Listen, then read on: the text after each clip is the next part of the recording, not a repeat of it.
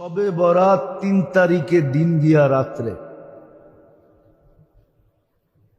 যারা বলে এটার অস্তিত্ব নাই ওরও ঠিক না, আমরা যারা অতিরঞ্জিত করি এটাও ঠিক না।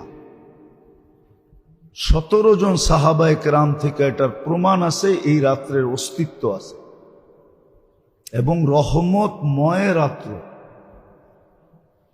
নিজের সম্পর্ক আল্লাহর সাথে নবায়ন করার রাত্র, নিজের পছন্দ মতো সবকিছু ১ বৎসরের জন্য আল্লাহর কাছে মঞ্জুর করার রাত্র।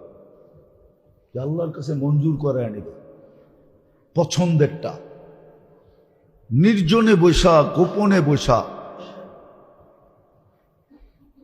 এই রাত্রে কোনো ধরাবান্ধা জিনিস নাই। আগের থেকে যেটা শুনে আসতেছি যে এত রাকাত নামাজ আছে, এই সূরা আছে, এমনে এমনে পড়তে হয়।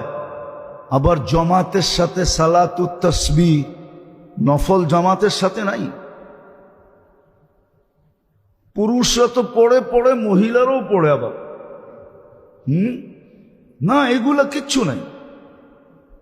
যেটা আছে ওইটাই আপনাকে বলতেছি।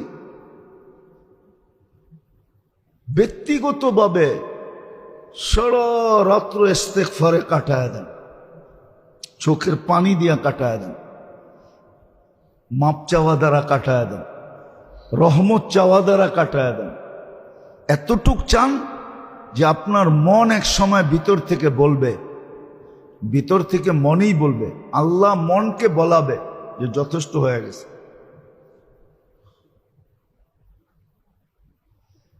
এই রাত্র রহমত নেওয়ার রাত্র। এটা রহমতে খাস, যেটা বলতেছিলাম যে ২৪ ঘন্টা তো আল্লাহ আমাদেরকে রহমতের ভিতরে ডুবায় রাখেন, এতে কোনো সন্দেহ নাই, যার কারণেই আমরা বেঁচে আছি।